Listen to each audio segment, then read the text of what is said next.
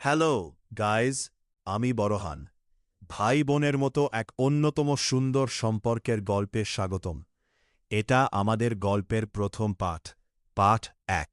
এই গল্পের ছেলেটির নাম মাহিম, আর মেয়েটির নাম জান্নাতুল মাহি। মাহি আর মাহিমের রক্তের সম্পর্ক নেই, তবু তাদের হৃদয়ের বন্ধন ছিল ঠিক বড় ভাই আর ছোট বোনের মতো। যে বন্ধনে কোনো দাবি থাকে না, থাকে শুধু মায়া, ভরসা আর আগলে রাখা। তাদের প্রথম দেখা হয়েছিল মাদ্রাসায়, একদম সাধারণ একটা দিনে। মাহি ছিল একটু চুপচাপ, নিজের মতো থাকা মেয়ে, আর মাহিম হাসি খুশি, একটু রাগী, কিন্তু দায়িত্বে কখনো পিছপা না। মাদ্রাসার দিনগুলোতে অনেকেই অনেকের সাথে কথা বলে, কিন্তু মাহির নীরবতা সবাই বোঝে না। মাহিম বোঝে। ক্লাস শেষ হলে অন্যরা দৌড়ে বেরিয়ে যেত, আর মাহি বই খাতা গুছাতে গুছাতে ধীরে বেরো হতো। মাহি দূর থেকে খেয়াল করত, মেয়েটা ঠিক আছে তো। তারপর একদিন এল টিফিন টাইম। সবাই খেতে বসেছে, কেউ গল্প করেছে, কেউ হাসছে।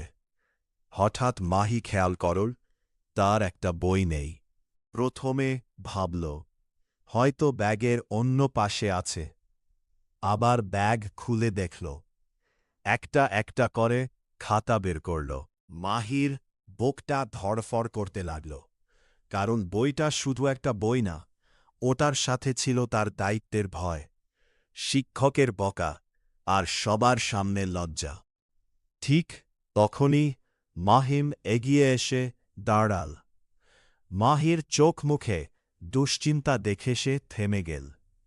তারপর খুব শান্তভাবে বলল, চিন্তা করিস না, আমরা একসাথে বইটা খুঁজে নিব।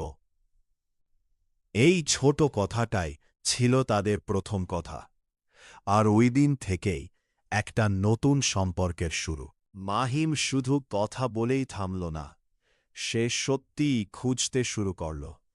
ক্লাসরুমের বেঞ্চের নিচে দেখল, দরজার পাশে তাকাল, আর যেখানে মাহি বসেছিল সেখানেও ফিরে গেল।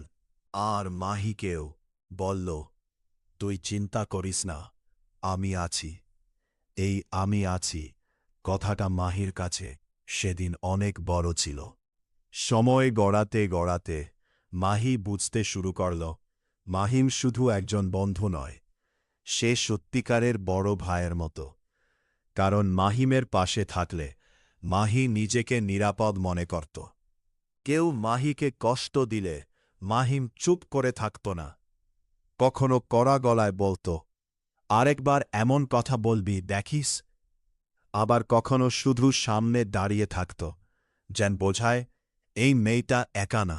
আর সুন্দর ব্যাপারটা ছিল, মাহিমের মন খারাপ হলে মাহি প্রথম বুঝে যেত।